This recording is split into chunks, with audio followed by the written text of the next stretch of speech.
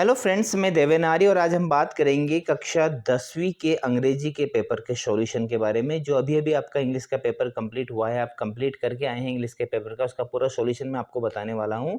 आपको पैसेज का हिंदी एक्सप्लेनेशन भी बताऊंगा और सारे ही क्वेश्चंस के आंसर सटीक बताऊंगा। ठीक है, तो वीडियो को बिना स्किप किए पूरा देखिएगा। चलिए स्टार्ट करते हैं। पहला आपका क्वेश्चन आया था सेक्शन ए। सेक्शन ए में आपको क्या करना था कि एक जो है आपको दो अनसेन पैसेज दिए थे, तो दोनों को आपको पढ़ने के बाद में उसके आंसर से बताने थे। तो हम पढ़ते हैं, पहले मैं आपको हिंदी एक्सप्लेनेशन कर दूं।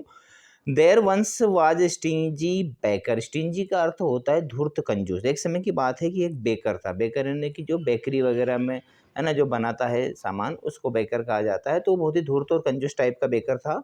A poor man would stand outside his bakery everyday enjoying the nice smell of baking bread. एक बेचारा गरीब आदमी रोज उसकी बेकरी के बाहर प्रतिदिन आकर खड़ा हो जाता और उस जो बेकरी बनाता था, वो जो भी केक वगैरह बनाता था, उसकी जो स्मेल निकलती थी, अच्छी खुशबू निकलती थी, उसको वो बेचारा है ना खड़ा होकर उस खुशबू का आनंद लिया करता था। The baker was very angry at the poor man. अब उसको देखकर, उस गरीब आदमी को देखकर, वो जो बेकर था वो बहुत ही गुस्से में हो गया। He felt that anyone who smelled his delicious product should pay for the smell. उसने क्या सोचा कि हर कोई जो भी मेरे इस डेलिशियस स्वादिष्ट प्रोडक्ट की खुशबू लेगा, उसको उस खुशबू का भी पैसा देना चाहिए मेरे को। So he took the poor man to the court. इसलिए उस गरीब आदमी को वो कहाँ ले गया? कोर्ट ले गया। द जज heard the baker's complaint patiently. अब जज जो थे, उन्होंने बहुत ही धैर्य के साथ उस बेकर की शिकायत को सुना। बेकर ने कहा कि साहब, ये जो है गरीब आदमी रोज मेरी दुकान पर के पास आकर खड़ा हो जाता है और बेकरी का जो है खुशबू लेता है, आनंद लेता है, तो इससे मेरे को पैसे दिलवाओ। Then he asked the poor man, do you have any money. जब जज ने सारी बात सुनी, तो उसके बाद में उन्होंने उस गरीब आदमी से पूछा कि क्या तुम्हारे पास कुछ पैसे हैं? तो the poor man searched his pocket and produced two small coins. तो उस गरीब आदमी ने अपने पॉकेट को सर्च किया, उसमें से दो छोटे छोटे कॉइन्स निकाले, दो सिक्के निकाले। This is all the money I have, I he said to the जज। और जैसे उसने कहा कि मेरे पास इतना ही पैसा है। द जज took the coins from the poor man. जज ने उस गरीब आदमी से वो सिक्के ले लिए। The baker smiled and ईगरली held out his hand.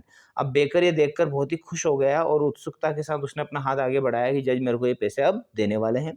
But the जज did not give the baker the money. लेकिन जज ने बेकर को पैसे नहीं दिए। ही ओनली जिंगल्ड द कॉइन्स टुगेदर। उन्होंने क्या किया? उन सिक्कों को आपस में जिंगल्ड कर दिया, खनखना दिया, मतलब बजा दिया। He then return them to the poor man saying punishment should fit the crime. इसके बाद में वो पैसे वापस उन्होंने उस गरीब आदमी को दे दिए और कहा कि सजा पूरी होती है। The price for the smell of bread shall be the sound of money. कि जो खुशबू है, उस खुशबू के बदले में हम तुमको पैसे की जो खनक है, पैसे की आवाज़ है, वही सुना देते हैं। मतलब जैसा क्राइम वैसा ही पनिशमेंट है ना। तो जज मतलब बहुत ही माइंडेड, बुद्धि वाले व्यक्ति थे। अब यहाँ पर हम बात करते हैं, सॉरी, है ना, चलिए बात करते हैं कि जो है क्वेश्चंस कौन कौन से आते हैं। तो give a suitable title to the above passage. इस अबव पैसेज का टाइटल क्या होना चाहिए? तो टाइटल होता है इसका टिट फॉर टैट, यानी जैसे को तैसा। Which word is the opposite of the word rich. Rich यानी अमीर होता है, इसका अपोजिट होता है poor. Okay. The poor man stood outside the bakery. गरीब आदमी बेकरी के बाहर क्यों खड़ा होता था? तो टू इंजॉय द स्मेल, क्या करने के लिए? उस खुशबू का आनंद लेने के लिए, बेकिंग ब्रेड की। The baker took the poor man to. जो बेकर है वो पुअर मैन को कहाँ ले गया? कोर्ट में ले गया। और पांचवा क्वेश्चन है, how many coins were found in poor man से पॉकेट। कितने कॉइन्स जो है मिले उस गरीब आदमी को अपनी जेब से? तो 2 कॉइन्स मिले थे। ठीक है, तो ये पहला आंसर पैसेज हो गया और सारे ही आंसर मैंने सटीक बताए हैं। आई होप आप भी ऐसे ही करके आए होंगे। अगला देखते हैं, अगला पैसेज क्या है, बहुत ही इंपॉर्टेंट है अगला भी। एक मधुमक्खी और डव पक्षी के बारे में है, दोनों एक दूसरे कैसे मदद करते हैं। तो देखते हैं, a bee went to a tank to quench its thirst. एक समय की बात है कि जो बी यानी मधुमक्खी थी, वो अपनी प्यास बुझाने के लिए एक टैंक के पास जाती है। टम्बलिंग इन, और टम्बलिंग यानी कि गिर जाना, उसके अंदर गिर जाती है। वॉज ऑलमोस्ट ड्रोन्ड, और वो डूबने ही वाली होती है। A dove that happen to pass that way saw the danger the bee was in. उसी समय एक डव जो पक्षी होता है, वो वहां से गुजर रहा था। उसने क्या देखा कि मधुमक्खी की जान खतरे में है। It hasten to an overhanging tree and plucking off a leaf. वो जल्दी से जाता है पड़ोस के एक जो है पेड़ के पास में, उसका एक पत्ता, बड़ा सा लीफ, उसको तोड़ के लाता है। Dropped it into the water before the bee. और क्या करता है कि उस मधुमक्खी के सामने पानी में उस पत्ते को गिरा देता है। The bee climbed on to the leaf, dried its wings and flew away to its hive full of gratitude to the dove that had saved its life. तो मधुमक्खी उस पत्ते के ऊपर चढ़ती है, है ना, अपने पंखों को सुखाती है और फिर वापस उड़कर अपने छत्ते में चली जाती है और उस डव जो पक्षी था जिसने उसकी जान बचाई उसके प्रति बहुत ही ग्रेटिट्यूड यानी कि आभार व्यक्त करती, कृतज्ञता व्यक्त करती है। A few days later the same bee, कुछ दिनों के बाद वही मधुमक्खी while returning to its hive after hard days work, वो क्या कर रही थी कि वो दिन भर का काम करने के बाद में अपने छत्ते की तरफ जा रही थी। Saw a cruel boy taking aim to the dove sitting upon the branch, उसने क्या देखा कि एक जो है क्रूल यानी कि बहुत ही निर्दयी लड़का है और वो उस डव नाम जो पक्षी है उसके ऊपर निशाना लगा रहा था, है ना, जो ब्रांच के ऊपर बैठा था तो उसके ऊपर निशाना लगा रहा था। At once the bee flew into the, उसी समय वो जो बी थी वो क्या करती है, the bee flew into the wrist of the boy and just when he was going to shoot the dove stung it, वो जो मधुमक्खी है वो जाती है और वो जो निशाना लगा रहा था लड़का उसके हाथ, उसकी जो कलाई थी वहाँ पे उसको काट लेती है और क्या करती है उस डव को बचा लेती है ना, जो डव के ऊपर निशाना लग रहा था। The boy danced with pan while the dove realising the danger to which it was expose flew safely away, और वो जो बच्चा है जैसे उसको काटती है मधुमक्खी तो वो, है ना, नाचने लगता है दर्द के मारे, है ना, चिल्लाने लगता है, उछल कूद करने लगता है और खतरे को भाप कर जो डव पक्षी था वो वहाँ से उड़ जाता है और अपनी जान बचा लेता है। तो दोनों एक दूसरे की मदद करते हैं, मधुमक्खी भी और डव भी। ठीक है, अब इसके कुछ इंपॉर्टेंट क्वेश्चन है। What did the bee feel when it was saved by the dove, क्या फील करती है बी जब वो डव उसकी जान बचाता है, तो ग्रेटिट्यूड यानी कृतज्ञता व्यक्त करती है। वो डांस्ड विद द पैन, दर्द के मारे कौन नाचता है, तो द बॉय।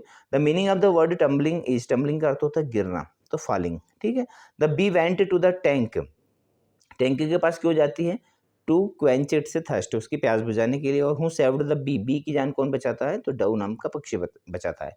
तो फ्रेंड्स यहाँ पर मैंने आपको दोनों ही पैसेज को जो है हिंदी में एक्सप्लेन किया और सारे ही सटीक आंसर बताए। ठीक है, अब हम बात करते हैं सेक्शन बी की। अब सेक्शन बी में आपको क्या करना था कि जो है एक ऐसे लिखना था, ठीक है, इनमें से किसी एक टॉपिक के ऊपर, और हम अक्सर आपको वीडियोस पहुंचाते रहते हैं इंपॉर्टेंट एसेस के बारे में, उनमें से आया है ना। हमने ऑनलाइन एजुकेशन का आपको जो है ऐसे बताया था और पॉपुलेशन का बताया था, है ना, और वुमेन एम्पावरमेंट का बताया था। इसके बाद में इम्पोर्टेंसी ऑफ इंग्लिश के ऊपर पैराग्राफ अभी मैंने बहुत सारे इसके वीडियोस पहुंचाए हैं, इम्पोर्टेंसी ऑफ इंग्लिश के ऊपर आपको लिखना था। और question number 4, picture guided composition, इस पिक्चर में आपको देख के लिखना था। पिक्चर में क्या हो रहा है कि पहाड़ियों के पीछे से सूर्य उदय हो रहा है, नदी बह रही है ना, पक्षी उड़ रहे हैं, इस प्रकार से आपको 3-4 सेंटेंस इसमें से लिखने थे। ठीक है, इसके बाद में क्वेश्चन नंबर 5 आपका आया था, इस पैसेज को आपको पढ़ना था और पढ़ने के बाद में आपको, है ना, क्या करना था, इसके नोट से बनाने थे, उसका टाइटल लिखना था। तो टाइटल इसका क्या था, the forest of Himalayan, Himalaya के जो फॉरेस्ट है उनके बारे में था ये, कि हिमालय के जो फॉरेस्ट हैं उनका वो आसपास के लोगों के जीवन में क्या इम्पोर्टेंसी है, उनके कारण, फॉरेस्ट के कारण उनका, है ना, उनके मवेशी वहाँ पर चरते हैं, उनको जलाऊ लकड़ी मिलती है ना, और बहुत सारी चीज़ें उनको प्राप्त हो जाया करती है जंगलों से। ठीक है, क्वेश्चन नंबर 6 से आपका आया था कि आप मानस हैं या मानसी हैं, आप हाई सेकेंडरी स्कूल में पढ़ते हैं बालाघाट में, आपको एक प्रिंसिपल को एप्लीकेशन लिखनी थी, किसके लिए, SLC यानी स्कूल लिविंग सर्टिफिकेट। ठीक है, इसके अथवा में आप ऋतिक या ऋतिका हैं और आप इंदौर में रहते हैं, अपने फ्रेंड्स को इनवाइट कर रहे हैं आप पापा के प्रमोशन पार्टी में। ठीक है, तो सारी इंपॉर्टेंट चीज़ें थी, पहले हम कर चुके थे। अब सेक्शन सी के बारे में बात कर लेते हैं, बहुत ही इंपॉर्टेंट ग्रामर जो हम आपको अक्सर बताया करते हैं। पहला था कि we follow the traffic rules, इसमें शुड आना चाहिए, मस्ट आना चाहिए, माइट आना चाहिए। तो माइट तो किसी भी हालत में नहीं आएगा, मस्ट या शुड में से आपको कन्फ्यूजन रहती है हमेशा। तो देखिए क्या होता है कि जब हम कर्तव्य के बारे में बात करते हैं हम अक्सर मस्ट का इस्तेमाल करते हैं और किसी को सलाह देते हैं तो शुड का इस्तेमाल करते हैं। इसमें दोनों ही यूज़ हो सकते हैं, लेकिन ये डिपेंड करता है कंडीशन के ऊपर कि हम किसको किस प्रकार से निर्देश दे रहे हैं या उसको उसके कर्तव्य का बोध करवा रहे हैं। ठीक है, तो यहाँ पर क्या आना चाहिए कायदे में, मस्ट। ठीक है, तो मस्ट यहाँ पर आएगा। ही डैड, और जो भी व्यक्ति जब किसी बीमारी से मरता है तो उसमें उसके पहले, उस बीमारी के पहले ऑफ लगता है। ठीक है, Ritu has friends, Ritu has friends, अब मच तो आ नहीं सकता क्योंकि अनकाउंटेबल में आता है, एनी नेगेटिव सेंटेंस में आता है, बचा क्या, मैनी। ठीक है, मैनी आएगा इसमें। अगला है सी अ सॉन्ग, तो सी सिंग्स अ सॉन्ग। ओके, पांचवा है यू लिव लॉन्ग, तो जब भी हम किसी को जो है आशीष देते हैं तो मे उसका इस्तेमाल करते हैं, तो मे आएगा इसमें। जुलाई कम्स अगस्त, तो जुलाई जो है वो अगस्त के बाद में आती है कि पहले आती है, तो पहले आती है, तो इसलिए हमने लगाया before. Ashoka was one of the, है ना, द क्यों लगाया, क्योंकि ये ग्रेटेस्ट सुपरलेटिव डिग्री है। ठीक है, चलिए अब यहाँ पर डू एज डायरेक्टेड हमने आंसर भी सामने लिख दिए हैं। पहला सेंटेंस था आपका कि the boy is my nephew, the boy is wearing a blue shirt, the boy who is wearing a blue shirt is my nephew. अगला था unless you run fast you will miss the train. इसमें आपको if का इस्तेमाल करना था, तो if you do not, unless हटाया हमने, इफ़ लगाया, इफ़ के साथ में डू नॉट लगाया, तो if you do not run fast you will miss the train. Police arrested the thief, negative बनाना था, पास्ट इंडिफिनिट का वाक्य है, तो police did not arrest the thief, ठीक है। Ram writes a letter change the voice, तो a letter is written by Ram. Swimming is a good habit, write a sentence beginning with it, it का इस्तेमाल करके सेंटेंस को लिखना था, तो it is good to swim, बस इतना करना था आपको, ठीक है। अगला है Mamta goes to school every day, इसको इंट्रोगेटिव बनाना था, तो इसमें हम क्या लगाएंगे, देखिए इंट्रोगेटिव बनाना था इसको, Mamta goes to school every day. Interrogative में हम क्या करेंगे, इस डज को पहले लिख कर आएंगे, does Mamata go to school every day, और लास्ट में क्या लगाएंगे, क्वेश्चन मार्क, ठीक है। सातवां, he is so fat that he can not run fast, तो टू का इस्तेमाल करना है, तो ही इज सो को हटा के हमने क्या लगाया, टू लगाया, तो he is too fat to run fast, ठीक है। ये आपका सेंटेंस बन गया।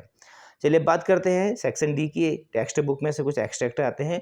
ये सारे वीडियोज मैंने आपको पहुंचाए थे, है ना। अब यहाँ पर जो पहला है क्वेश्चन आपका 9 का ए, इसमें किसके बारे में है, मून के बारे में है। तो देखते हैं, how was the weather when pilot started flying aeroplane, यानी कि जो ब्लैक एरोप्लेन था उसके उस जो कहानी आपने पढ़ी है कि जो डकोटा प्लेन को लेकर जा रहा है इंग्लैंड, अपने जो है देश में वापस जा रहा है, तो वहाँ पर मौसम ख़राब हो जाता है और उसकी मदद ईश्वर द्वारा भेजे गए दूत ने की थी, उस प्रकार से एक कहानी है। तो उसमें से एक एक्सट्रैक्ट आया है। तो उस समय जब पायलट ने स्टार्ट किया था फ्लाइंग, तो मौसम कैसा था, तो बिल्कुल क्लियर मौसम था। अगला है, पायलट वाज गोइंग टू, कहाँ पर जा रहा था वो, तो इंग्लैंड जा रहा था। और the above passage taken from which lesson, कहाँ से लिया गया है, तो ब्लैक एरोप्लेन से लिया गया है, ठीक है। इसके बाद में आपकी बी वाले में एक्सट्रैक्ट आता है पोइट्री वाले से, फोग वाली पोइम्स आया है। तो what has been personified in above given lines, इसमें किस चीज़ को पर्सोनिफाइड किया, किसको महत्व दिया गया है, तो फोग, फोग यानी धुंध को। आफ्टर सिटिंग फोग, फोग बैठने के बाद क्या करती है, चली भी जाती है। और the poet of the above poem, इसके पोइट कौन है, तो कार्ल सैंडबर्ग है, ठीक है। अब बात करते हैं कुछ इंपॉर्टेंट एमसीक्यूज के, वीडियो मैंने आपको पहुंचाए थे, उन्हीं में से एमसीक्यूज आए हैं कि according to Nelson Mandela what comes naturally to human heart, Nelson Mandela के अनुसार कौन सी चीज़ बहुत ही सामान्य तौर पर आ जाती है मानव के हृदय में, तो लव आ जाता है। What was the name of Anne's diary, Anne की जो डायरी थी उसका नाम क्या था, किटी था। और कुर्ग किसके चीज़ के लिए फेमस है, तो कुर्ग भैया कॉफ़ी के लिए फेमस है, तो 20 का सही आंसर आएगा। और what name was given to author, author का नाम क्या रखा गया था, तो मिजबिल रखा गया था, ठीक है। अब यहाँ पर कुछ इंपॉर्टेंट क्वेश्चंस जो मैंने आपको बताए थे वही आए थे, है ना, सारे के सारे बहुत ही इजी पेपर आया था, और मैंने आपको पूरा पेपर सॉल्व करके यहाँ पर बताया है। आई होप आपको समझ में आया है। यदि वीडियो अच्छा लगा तो लाइक और शेयर कर दीजिएगा अपने दोस्तों के साथ में, ताकि वो भी अपने आंसर मिला सकें। और जो है विज्ञान की तैयारी के लिए हमारे चैनल पर प्लेलिस्ट बनी है, उसको ज़रूर देखिएगा। Thank you very much.